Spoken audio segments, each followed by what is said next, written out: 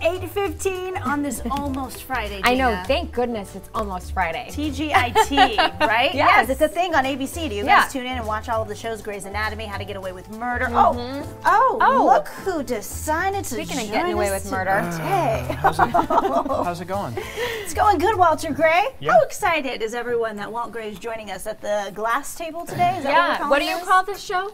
This is The View. I'm happy to be a guest here on The View, because boys are not usually allowed unless it's Marcus Allen. Boys drool. Yep. How do you guys feel about this? Let us know in the comments below. You guys are streaming us on Facebook right now. We're usually live 5 to 7 a.m. on TV, but here we are talking about some hot topics today. So the first one, Dina, you brought this story to my attention this morning. It's a huge story. Yes. The fact that one student is basically tormenting another student at one university. Give us the details. Yeah, so Walt, I'm interested to hear what you have to say about this too, because you have kids that are going to be looking to go to college here soon. So a University of Hartford, Connecticut student went onto Facebook and posted an hour-long video about how she was harassed by her roommate. Well, backtracking a little bit, that roommate did some horrible things to this poor girl. They just moved into the dorms at the end of August. They were random roommates selected at random to move in and live together. The victim in this case is African American. The person who was arrested, the suspect, is a white female. Oh, arrested. So arrested. Okay. So basically what happens is this African American and this white female move in, and from the beginning, the relationship between the two was hostile. For some reason, they didn't get along.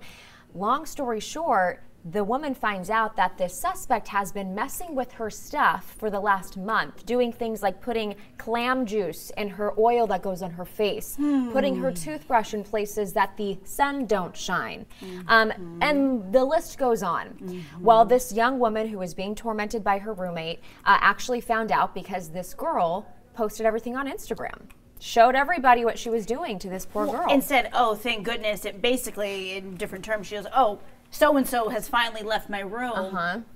And this is what I did to her. AB spells it out on social media. Spells it out. That's They call that evidence. They call criminal that evidence. evidence, yeah. So the girl who was arrested is Brianna Brochu, and she is now being investigated. This potentially could be considered a hate crime because, again, the different races came into play here. But the young girl who was the victim, she took to Facebook to tell her whole story because she felt like the University of Hartford, Connecticut was pushing it under the rug, wasn't taking it seriously enough. So she used her own social media platform to tell the world what happened, and we have a little soundbite from that right now. My thing is, I keep looking at this paragraph, right? Because the paragraph says so much stuff she done. And at the same time, she says she's done so much more. I don't know the so much more. I've been using my toothbrush for how long? She says she puts my toothbrush places the sun doesn't shine. What else? The fact that I have blood where I sleep and I didn't know. I've been using my... A used tampon. She had put it all over her backpack. It's just some of the most disgusting things you could think of. It's completely disgusting. And the victim also went to the student health clinic for sore throat problems early on. They said, we're going to test you for a lot of different things and put you on different antibiotics, but there is some bacteria that we can't determine where it came from. And now we know that this young girl was being tormented by her roommate. And she was going on to Instagram when she would do these things, the suspect, when she would do these negative things to this girl, and telling all her friends, oh, she's eating her cereal. She doesn't know what I did with that spoon. And then going onto social media. So there is now evidence that this happened, bullying, of course. And now this girl is arrested and in police custody. And there is a big movement now, justice for Jazzy, the victim, because she feels like she wasn't taken care of by the university, even though they say that this is deeply upsetting and they're looking into it. She feels like they didn't handle it quick enough. I mean, I think we're all in agreement on one thing, right? This ain't cool. No, and it happens often. So this is... Fortunately, this was all documented, and this is how it came to life. So for the person who did this, you know, I'm glad that you posted it instead of just keeping it to yourself, because now this is evidence that'll be used against you, which is always key in this case. It is generally the norm when you have an institution which stands a lot to lose. Their first reaction generally is to hope it goes away. This could be most colleges dealing with things like this. It could be a major corporation. The first thing that they have in their little offices, I'm sure, is, uh-oh, how do we get out of this, or how do we avoid that? Once the public starts to be aware of the situation and social media starts to grow, then they put their person up front to go, we are deeply concerned as an institution that we have I mean, they'll do the spin. So the fact that the University of Hartford, you know, didn't jump on this right away happens all too often. It's just corporate spin. Right. The damage is done. Not to say that it can't, elements of it can't be fixed now. Right. This is sad. This makes me think about the kids every day who are going off to college. It's already, I was so homesick the first couple of weeks when I went off, and I'm someone who traveled my whole life as an Army brat, and it's tough times. You're getting to know certain people. I lived in a dorm with 9 other girls, so it was this suite style. I happened to get along with everyone, but I can't imagine being in a room with just one other person going through this, reporting it to the institution, and them saying, not that we don't believe you, but let's just bury the lead here. She basically said on her Facebook page that she told her RAs, she told public safety about it, and they said they were going to conduct their own investigation and not to say anything until that had been concluded. Which could be, that's possible, it's in the works. Sure, sure. So but now, but if you have the evil roommate who's posting this stuff, how much of an investigation need to be done, and how long will that take if the evidence is already posted? Well, the victim did not know that this was being posted on social, so they didn't follow each other. She didn't have a public page. She found out through others. Yeah, she found out through others. So she was actually in the process of moving out of her room that day. When she walked out of the building to go live with a different roommate, 2 RAs and another student met her at the bottom and said, before you leave, you've got to see what your old roommate just posted on her Instagram page. And in the process of her packing up her belongings and moving out, the roommate then posted that paragraph about all the things she had done. Finally got her out of my room. So it was at the end. So it was at the end. But the university president, Greg Woodward, again, is now taking action. This girl has been completely eliminated from the university. They have decided that she's no longer going to be a student there, rightfully so. He also said the incident has brought about accusations of racism, and I want you to hear and share your anger and frustration. Acts of racism, bias, bullying, or other abusive behaviors will not be tolerated on this campus. I pledge to do everything in my power to work with our community to address the related concerns together. So he has now come out. I mean, saying all the right things, but again, is a little late for Maybe so, but then most of the evidence, as Dina said, most of the evidence in this case was presented as the gal was moving out of the dorm. Then it all became very public. So at that point, the university is like, oh my gosh, this really did happen. The rest of it was just kind of rumor or whatever. But I don't know what the family dynamic is for this girl who was tormented, but say she expressed this to her family or her parents. Again, I don't know the relationship, but as a parent, at a college level, do you tell the kid, you got to handle it yourself, this is part of life, if you have an issue with your roommate, figure it out, or do you step in as a freshman parent? I think it really depends on what's going on. If it's normal, you know, bickering between new roommates, the first thing I would think is you guys need to work it out. You're just adjusting to each other. And again, but this was a different level of problem.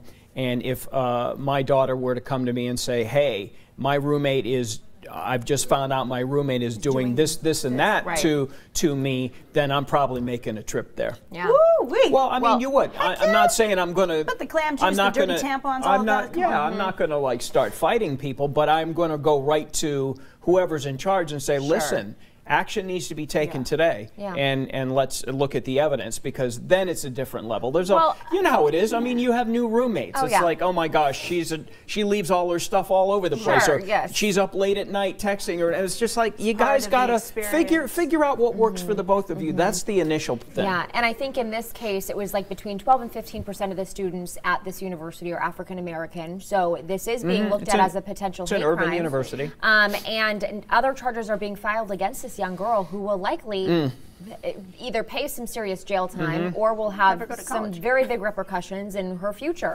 And this other young lady, you know, when she said that she found out about all the things that had happened to her, now she's very concerned for her own health. She has no idea what exactly she's been putting in her body. And then that backpack that had the used tampon blood on it, that became a public safety concern. They had to have a hazmat team come out. She was sleeping with that backpack on her bed for weeks without knowing that this is what was going on. And so, you know, your heart just breaks for this young girl if all these accusations come out to be true, which at this point it looks like on social media she admitted to most of it. You just have to wonder, though, what kind of punishment do you think this young girl would deserve? What do you think as a parent, Walt, what would you like to see happen to her? And what do you think she would learn the best lesson from in this? I think so far the punishments have been meted out, to my understanding, probably fairly well. I mean, the girl's been kicked out of college. That's a pretty big thing. She's been arrested, which is a pretty big thing. Then you just have to let, you know, the due process take its course. And the fact that she posted all of this stuff on social media, it's a pretty big thing. And so over the age of 18. It's all right there. And our viewers are feeling the same way. I would be satisfied if I were the father of the poor young lady. I would be satisfied so far that this is going to reach a satisfactory ending to my liking. Carmen Provencio Garcia, it's beyond a hate crime and bullying. It's breaking the law to put bodily fluids on her toothbrush and her personal spoons. Yes, she several crimes were committed in this. She said she did that. I mean, who's to say? That's I mean, it's like, hey, guess what I did to your, and maybe you did it, maybe you. Maybe well, you did. I don't know. There is, in fact, proof, though, that the victim here did go to the health clinic and got antibiotics, and now there is evidence that she was having throat issues, and they couldn't say what it was, and so it could have been consequence, you know, something that just happened because maybe she was getting sick, but she claims it was because of everything that was done. If I'm the defense attorney for the accused, I would just say, look, my client is young. She posted all the stuff on social media. She really didn't do any of that. Maybe one or two things where there's actual evidence that she did something. One or two things, but the rest of it, it was just embellishment because there really is no proof that she put the spoon or the. She was trying to be cool. So who knows how this is all going to plead out and end up because there's no solid evidence. But that she could have been 18, just a talk. And I think that there's enough evidence to be charged with a hate crime here. Which is going to be, there will be some big, that could stick. That could stick, And all of this, I just look at it as social media can be the very best thing, and it can be the very worst thing in the same breath. Because here we had someone who posted to social media saying these disgusting things and admitting to these disgusting things, and then you have the girl utilizing Facebook to Facebook Live for over an hour to get her story out. So you can applaud Facebook Live in that moment because no one else was listening to her. So again, social media, this generation coming up, they're going to either know how to use it to someone's benefit or not. My question is too, though, at what point did you think that, and the suspect in this case, at what point did you think it was okay to reveal everything on social media and not have it come back to you?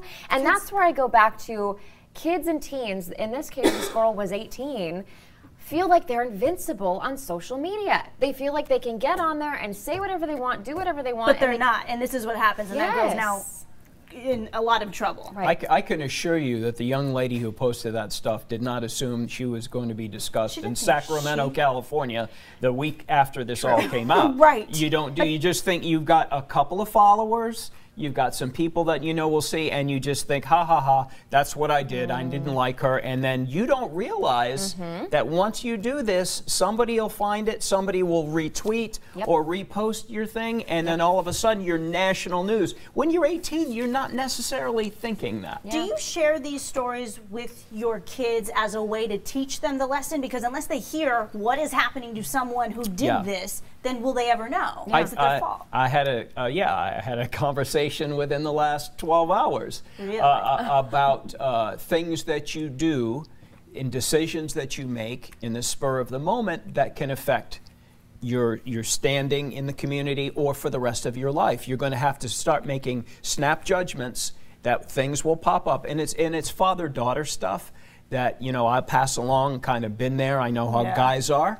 And these are little decisions that you're going to have to make, and we want you to have the right tools because a lot of your decisions in life will be snap decisions. Do I get in that car with somebody who I think has had a few beers? Do I get in that car with a guy who has a bad reputation? Do I experiment with something? You may have to make a snap decision with peer pressure.